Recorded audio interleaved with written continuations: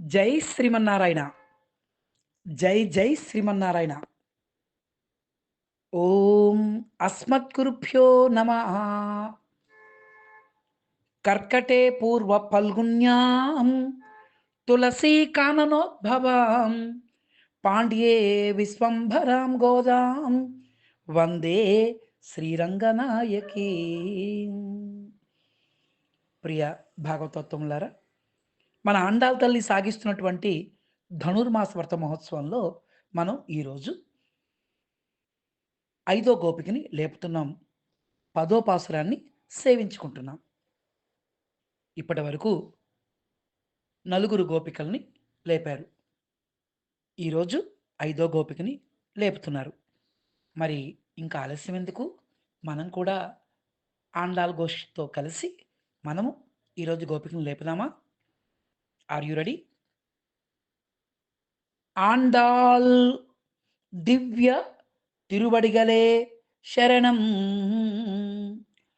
నోత్తు చువర్కం புகுகின்ற அம்மனாய் மாத்தமம் தாராரோ வாசல் திருவாதார் நாத்தத்துழாய் முடி நாராயணன் நம்மால் போத்தப்பறை தரும் புண்ணிய நாள் பண்டொரு நாள் கூத்தத்தின் வாய் வீழ்ந்த கும்பகர்ணனும் தோத்தும் உனக்கே பெருந்துயல் தான் தந்தானோ ஆத்த அனந்தருடையாய் அருங்கலமே தேட்டமாய் வந்து திரவேலோ ரெம்பாவாய். ஆண்டாள் దివ్య తిరువడిగలే శరణం.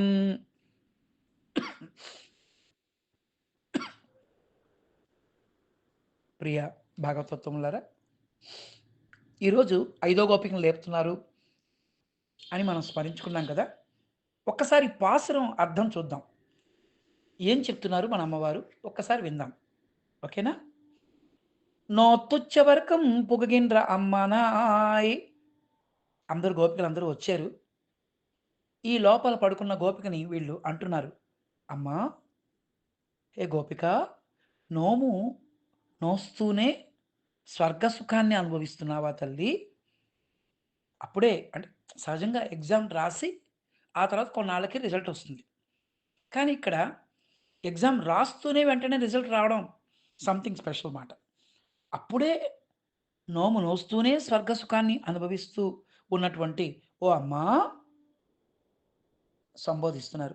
మాత్తమం తారారో వాసల్ తిరువాదార్. మేమంతా వచ్చాం, పోనీ తలుపులు తెర తెరవకపోతే వద్దులే, తీయొద్దు, ఓకే ఓకే, కనీసం మాటైనా పలకొచ్చు కదమ్మా. మాత్తమం తారారో వాసల్ తిరువాదార్, కనీసం పలుకైనా పలకొచ్చు కదా అంటున్నారు. ఒక్క పలుకు మాటైనా పలకొచ్చు కదా అని అందంగా కీర్తిస్తున్నారు. నాత్తత్తుజాయ్ ముడి నారాయణన్. అమ్మా, నువ్వు దాచాలన్నా మాకు తెలిసిపోయిందిలే. తులసి పరిమళాలు అబ్బబ్బబ్బా అద్భుతంగా మాకు తెలుస్తున్నాయి. ఆ కిరీటాన్ని స్వామి తులసి మాలతో చక్కగా ధరించి ఉంటాడు. ఆ కిరీటాన్ని కలిగినటువంటి ఆ శ్రీమన్నారాయణుడి కిరీటానికి తులసిమాలలో చక్కగా చుట్టబడి ఉన్నాయట. అటువంటి తులసి పరిమళ భరితమైనటువంటి కిరీటాన్ని కలిగినటువంటి ఆ శ్రీమన్నారాయణుడు నమ్మాల్ పోత్తప్పరై తరుం పుణ్యనాల్. అమ్మా, మన చేత, మనందరి చేత కీర్తింపబడుతున్నాడు. మనం వ్రతం చేయడానికి అవసరమైనటువంటి ఈ పరికరణాలు ఏవైతే ఉన్నాయో, ఇన్స్ట్రుమెంట్స్ ఇచ్చేటటువంటి పుణ్యాత్ముడమ్మా కనుక తల్లి అని పిలుస్తున్నారు. అయినా ఈ గోపిక పలకలేదు. కొంచెం కోపం వచ్చిందో ఏంటో తెలియదు మన వాళ్ళకి. పండరునాల్ కూత్తత్తిన్ వాయు వీజింద కుంభకర్ణనం. అమ్మా తల్లి, పూర్వం పండరునాల్, పూర్వం ఒక కాలంలో కూత్తత్తిన్ వాయు వీజింద, అమ్మా మృత్యువు యొక్క నోటికి నోట్లోనికి విసిరివేయబడ్డాడమ్మా. చాలా అందంగా కీర్తిస్తున్నారు. ఏం లేదు. కుంభకర్ణుడు గుర్తొచ్చాడు మన వాళ్ళకి. ఎవరైనా బాగా పడుకున్నారనుకోండి, "ఏయ్! లే, లే" అంటాం. టైం అవుతుంది. ఇంకా స్కూలుకెళ్ళవేంటి? లే అన్నా అని చెప్పినా ఇంకా లేవలేదనుకోండి, ఇదేం నిద్రరా బాబు! ఈడిదేదో కుంభకర్ణుని నిద్రలా ఉంది అంటాం గదా! అలాగా మన గోపికలు కూడా "పండొరు నాల్ కూత్తొత్తిన్ వాయ్ వీజుంద కుంభకర్ణనుం" అమ్మా! "కూత్తెత్తిన వాయ్ వీజింద" అంటే మృత్యువు యొక్క నోటిలోనికి విసిరివేయబడి, త్రోసివేయబడినటువంటి కుంభకర్ణనం కుంభకర్ణుడు కూడా అమ్మో! తల్లి ఒకప్పుడు కుంభకర్ణుడు గుర్తొచ్చాడు. కుంభకర్ణుడికి ఈ లోపల ఉన్న గోపికకి కాంపిటీషన్. ఏమిటి? ఎందులో? నిద్రలో. ఎవరు గెలిచారు? ఎవరు ఓడిపోయారు ఇంతకి? కుంభకర్ణుడే ఓడిపోయాడు. గెలిచిందెవరు? అమ్మ తల్లి నువ్వే గెలిచావమ్మా. తోత్తుమ్మునక్కే పెరుందియల్ తాన్ తందాను. అప్పుడు సహజంగా ఎక్కడైనా పండితులు ఒక చోట కాంపిటీషన్ పెట్టుకున్నారనుకోండి. అప్పట్లో విజయనగర సామ్రాజ్యాన్ని పరిపాలిస్తున్నటువంటి శ్రీకృష్ణదేవరాయల కాలంలో అష్టదిగ్గజాలు ఉండేవారు. అప్పుడు ఎక్కడెక్కడి నుంచో ఓ పండితుడొచ్చేవాడు. నాతో ఎవరైనా మీలో దమ్ముంటే, మీలో ప్రజ్ఞా పాటవాలుంటే నన్ను గెలవండి అనేవారు. సరే ఓడిపోయిన వారేం చేస్తారు? వాళ్ళ చేతికుండేటువంటి బంగారు కంకణాన్ని వారి పాదాల దగ్గర పెట్టి, మేము ఓడిపోయామని సభాపూర్వకంగా అంగీకరిస్తారు. అలాగా ఇక్కడ కూడా అమ్మా కుంభకర్ణుడు ఓడిపోయాడు. ఎవరితో? నీతో ఓడిపోయాడు. ఓడిపోయి మరి తను నీకేదో గిఫ్ట్ ఇవ్వాలి కదా! ఏమిటిచ్చాడు గిఫ్టు? తన నిద్రను కూడా నీకు గిఫ్ట్‌గా ఇచ్చేసాడా? అంటూ అందంగా కీర్తిస్తున్నారు. తోత్తుమ్మునక్కే పెరుందియల్ తాం తందానో ఓడిపోయి తన నిద్ర కూడా నీకే ఇచ్చేసాడా అమ్మా? ఆత్త అనందుడయాయ్ అరుంగలమే అబ్బబ్బబ్బా! ఏంటమ్మా బాబు! అంత మొద్దు నిద్ర. అంత నిద్ర అంత బద్ధకం కలిగిందానా అంటున్నారు. అయితే అరుంగలమే ఎంత బద్ధకం ఉంటే ఉండొచ్చు గాక. కానీ నువ్వు మాకు ఒక మంచి ఆభరణానివి. మాకు మాకు భూషణానివి అంటున్నారు. తేత్తమాయ్ వందు తిరు తేత్తమాయ్ వెన్ తేత్తమాయ్ వందు తెరవేలో రెంబావాయ్. కొంచెం సర్దుకుని వచ్చి తలుపు తెరవవలసింది అని ప్రార్థిస్తున్నారు ఈనాటి పాసురాల్లో. మీకు ఆహ్, మీనింగ్ అర్థమైంది కదా! గోపికలందరూ వచ్చారు. ఒక్కసారిగా వస్తూనే అమ్మో! అప్పుడే నోము నోచి అప్పుడే హాయిగా ఫలితాన్ని ఆ స్వర్గాన్ని కూడా పొందావా అమ్మా! అంటూ కీర్తించారు. లోపల ఆ తులసి మంచి పరిమళ వాసనొస్తుంది. తులసి ఎక్కడైతే ఉందో అక్కడ నారాయణుడుంటాడు. ఈ మధ్య కాలంలో చాలామంది మాకు తులసి అచ్చి రాదండి. మా అత్తగారికి అచ్చి రాదండి. మా ముత్తాత గారికి అచ్చి రాదండి. అందుకే మేము పెట్టుకోవట్లేదండి అని కొంతమంది అక్కడక్కడ అంటున్నారు. అలా చేయకండి. తులసి పరమ పవిత్రమైనది. తులసి ఎక్కడైతే ఉంటుందో అక్కడ నారాయణుడు ఉంటాడు. నారాయణుడు ఎక్కడైతే ఉంటాడో అక్కడ దేవతలందరూ ఉంటారు. కాబట్టి మాకు అచ్చి రాదు, బుచ్చి రాదు అని మాటలు అనకుండా ఒక మంచి రోజు చూసి, ఒక మంచి దుర్ముహూర్తం లేకుండా ఏమిటి చక్కగా వర్జ్యం, రాహుకాలాలు, యమగంట కాలాలు ఇలాంటివి లేకుండా ఒక మంచి సమయం చూసి తులసి, తులసిని పెంచితే అది సాక్షాత్తు అమ్మవారి స్వరూపం గనక మనకి అనేక శుభాలు కలుగుతాయి.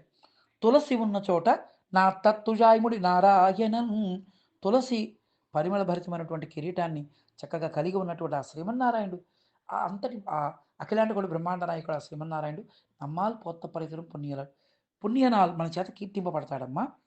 మనం ఈ వ్రతం హాయిగా చేసుకొని, చేయడానికి మనకు కావాల్సినటువంటి పరికరాలన్నీ ఇస్తాడు కదా! అని పాపం ఇంత చక్కగా నెమ్మదిగా చెబుతున్నా, లోపల ఉన్న గోపిక వినిపించుకోలేదు. పలకలేదు. కోపం వచ్చింది. "పొండొరునాల్" అమ్మా పూర్వకాలంలో ఒకాయన ఉండేవాడులే. ఎవరాయన? ఇగో "కూత్తత్తిన వాయువిజంద కుంభకర్ణను." అంటే మృత్యువు యొక్క నోటిలోకి విసిరివేయబడి మళ్ళీ త్రోసివేయబడినటువంటి ఆ కుంభకర్ణుడు అంటే భయం కదండీ అందరికిని. అమ్మో! కుంభకర్ణుడితో పెట్టుకోగలమా? అమ్మో! మృత్యుతో పెట్టుకున్నట్టే. కుంభకర్ణుడితో మనం పెట్టుకున్నామా? మృత్యువుతో పెట్టుకున్నట్టే అంటూ ఉంటారు. అటువంటి కుంభకర్ణుడంతటి వాడు కూడా నీకు ఓడిపోయాడమ్మా. తోత్తు మనకే పెరింతియల్ తందాను. కనుక తల్లి ఆ నిద్ర వదిలేయమ్మా. వదిలేసి మాతోటి చక్కగా కలమ్మా. ఆత్త ఆనందుడియాయ్ అరుంగలమే. నీకు బద్ధకం ఉంది కాదంటలేదు. కానీ నువ్వు మాకు మంచి ఒక పెద్ద ఆభరణానివి, భూషణానివి. ఆభరణాలు ఏం చేస్తాం? నెత్తి మీద కదండీ చక్కగా ధరిస్తాం. ఎలా వదిలేస్తాం? వదులుకోం. భాగవతోత్తముల్ని మనం వదులుకోకూడదు. మంచి భక్తులని మనం వదులుకోకూడదు. గుర్తుపెట్టుకోండి. చాలా చోట్ల మనుషులకి ఉద్రేకాలు, కోపాలు వస్తాయి. ఆ! ఎ గబుక్కుని పెద్దలు ఎప్పుడైనా ఒక మాట అన్నారనుకోండి, ఛీ! ఇంక నేను ఆయన దగ్గరికెళ్ళను అంటాం. అలా అనకూడదు సుమా. పెద్దలతోటి పెద్దలని మనం ఎప్పుడు కూడా పెద్దలు ఒక పని చేశారంటే దాంట్లో ఏదో ఒక ఆంతర్యం ఉంటుంది. మనం మట్టి బుర్రలం మనకు తెలీదు. మనం ఏదో మనకి తెలిసి తెలియని జ్ఞానం కదా మనకి. వాళ్ళు ఇలా చేశారు, అలా చేశారని పెద్దవాళ్ళనే మనం ఎక్కిరించే స్వభావం మనది. పెద్దలు ఎప్పుడైనా ఒక మాట అన్నారనుకోండి, వాళ్ళ మీద కూడా కోప్పడుతూ ఉంటాం. కనుక పెద్దలు అంటే ఆ శ్రీమన్నారాయణ పాదపద్మాలు పట్టుకున్న వాళ్ళు, మంచి ఆచరణ కలిగిన వాళ్ళు, మంచి అనుష్ఠానం కలిగినటువంటి భాగవతోత్తముల్ని మనం ఎప్పుడు దూరం చేసుకోకూడదు అంటున్నారు. ఈనాటి పాసురంలో అందంగా కీర్తిస్తూ.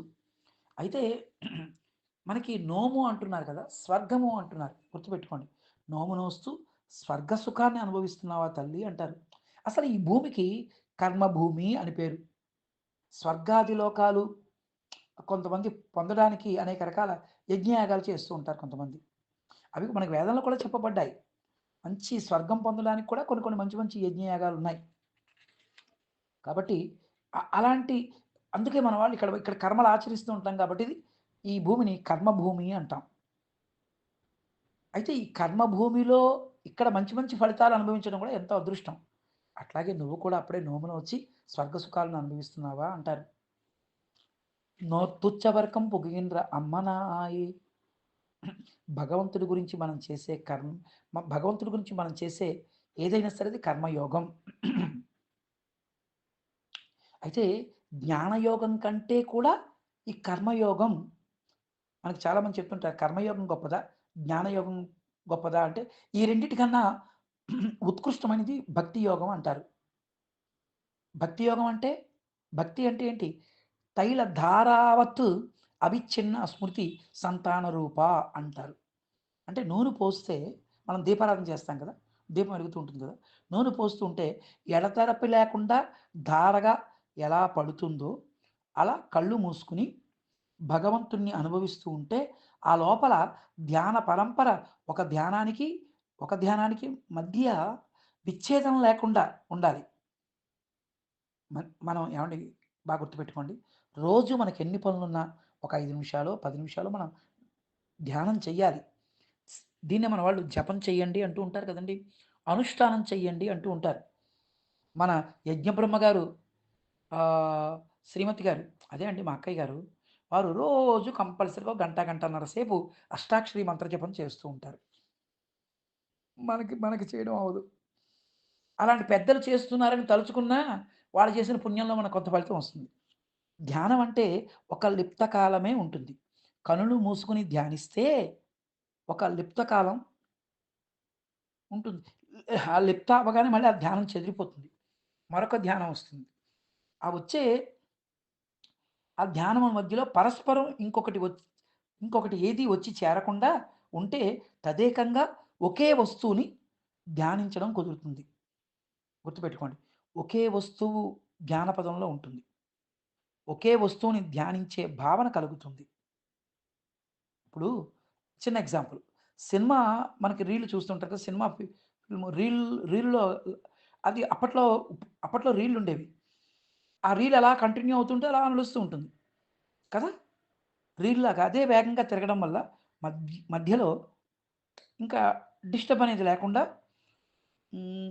అలా కంటిన్యూగా అది సాగుతూ ఉంటుందన్నమాట. బొమ్మకి మధ్యలో ఉండే వ్యవధానం మనకు తెలీదు. అలా నిరంతరంగా కనిపిస్తుంది. అలాగే మనకు కూడా ఈ భూమధ్యంలో వచ్చే ధ్యాన పరంపరలో కూడా ఒకసారి కళ్ళు మూసుకుంటే భగవంతుడు కనిపించగానే వెంటనే ధ్యానం మళ్ళీ మనకి ఎక్కువ సేపు భగవంతుడి మీద కాన్సంట్రేషన్ ఉండదు కదండీ! మళ్ళీ 2 నిమిషాల్లో మళ్ళీ బయటికొచ్చేస్తాం. మళ్ళీ లౌకిక విషయాలు గుర్తొస్తూ ఉంటుంది. అమ్మో! పని మనిషి వస్తుందేమో, అమ్మో! వాళ్ళకి చాకలోడొస్తాడేమో, అమ్మో! బయటికెళ్ళాలి, అమ్మో! మా ఆయనకి టిఫిన్ చేయాలి. ఏవో రకరకాల విషయాల మీదకి వెళ్ళిపోతూ ఉంటుంది. అది దాని ఇష్టం వచ్చిన దగ్గరల్లా తిరిగి వెనక్కొచ్చినప్పుడు తెలుస్తుంది అది వెళ్ళింది అని. అంతవరకు మనకు తెలీదు. ఒక ధ్యానం అంటేనే ఏకాగ్రత అసలు మనకుండదు. ఆ 10 నిమిషాల ఆరాధన సమయంలో కూడా మనం దేవుడి దగ్గర పూజ చేస్తున్న కొద్దిసేపట్లో కూడా మనం ఎక్కడెక్కడికో వెళ్తామో తెలీదు. ఎందుకు ఈ మనసు అటు ఇటు పోతుంది? కేనేషితం పతతి ప్రేషితం మనః అంటుంది కేనోపనిషత్తు. కనుక మనం చక్కగా ఈ మనస్సుని ఆ భగవంతుడి పాదాలకి అర్పించాలి అంటారు. ఏవండీ అసల ఈ ఒక్క పాసం గురించి చెప్పుకోవాలంటే ఎంతసేపు చెప్పుకోవచ్చో తెలుసా అండి? ఎన్నెన్ని అద్భుతమైనటువంటి విషయాలున్నాయో. సరే ఇంతకీ మనం హ్మ్.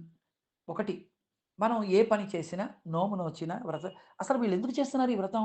ఎవరి కోసం చేస్తున్నారు? ఒకటి లోక్ సమాజం కోసం చేస్తున్నారు. ఏమిటి సమాజం అంతా? ఆ లోకం అంతా కూడా సస్యశ్యామలంగా ఉండాలి. పాడి పంట సమృద్ధిగా ఉండాలి. 2 ఇంకోటెందుకు చేస్తున్నారు? మనకి కృష్ణయ్యే కావాలి కదా! వీళ్ళకి కృష్ణయ్య పొందడమే స్వర్గం అంటే. స్వర్గం అంటే మరొకటి అనుకోవద్దు. అంటే ఏదో స్వర్గలోకంలో సుఖాలుంటాయి, ఆనందాలుంటాయి. అటువంటి ఆనందాలు కోరుకునే వాళ్ళు కారు మన ఆండాళ్ళ గోష్ఠి వారు. గోపికలందరూ కూడా. చక్కగా భగవంతుడినే కోరుకుంటారు. మనం కూడా భగవంతుడినే ఆరాధిస్తూ, భగవంతుడినే కోరుకోవాలి. అటువంటి అద్భుతమైనటువంటి ఈ మన వా మన వాళ్ళు ఏమన్నారంటే, "అమ్మ కనీసం తలుపులు తెరవకపోతే తెరవకపోయావు. ఒక్క మాట పలుకే బంగారమాయెనా కోదండపాణి పలుకే బంగారమాయెనా పలుకే బంగారమాయె పిలచిన పలుకవేమి కలలో నీ నామస్మరణ మరువాను చక్క తండ్రి పలుకే పలుకే బంగారమాయెనా కోదండపాణి పలుకే బంగారమాయెనా." అమ్మ కనీసం నువ్వు మాట కనీసం ఒక్క పలుకు కనీసం పలకొచ్చు కదమ్మా! అంటూ కీర్తిస్తున్నారు. కనుక మనం భగవంతుడిని ఎప్పుడు కీర్తిస్తూ ఉండాలి. భగవంతుడిని స్మరిస్తూ ఉండాలి. ఈ జీవితం దేనికండి? ఎందుకిచ్చాడు భగవంతుడు మనకి జీవితం? అంటే లౌకికంగా ఎన్నో బాధ్యతలు, బరువులు ఎన్నో ఉంటాయి. కాదంటలేదు. ఈ బరువులు, ఈ బాధ్యతలు వీటన్నిటితో అంటే సెల్ ఫోన్‌కి ఛార్జింగ్ ఎలాగో ఈ ఈ బాధ్యతలు, బరువులు ఇవన్నీ మనం సక్రమంగా చేయాలంటే భగవంతుడి మీద మనకి భక్తి ఉండాలి. భగవంతుడి అనుగ్రహం మనకి చాలా అవసరం. ఈ బరువులు, బాధ్యతలు సక్రమంగా చేస్తూ తర్వాత మనం పొందవలసింది భగవంతుడినే అంటూ చాలా అందంగా ఈనాటి పాసురంలో మన వాళ్ళందరూ కీర్తిస్తున్నారు. మళ్ళీ ఎప్పుడైనా మనం కలుసుకుంటాం గదా! ఇదే పాసురం గురించి చాలా డీటెయిల్స్‌గా చక్కగా మనం ఓ 2, 3 గంటలైనా చక్కగా బాగా వివరించుకుందాం. ప్రస్తుతానికి మన అమ్మవారు ఈ చక్కని విషయాలు మనకి తెలియజేస్తున్నారు. ఇంకా లోతుకి వెళ్ళొచ్చు. మనకి సమయం సరిపోవట్లేదు కదా!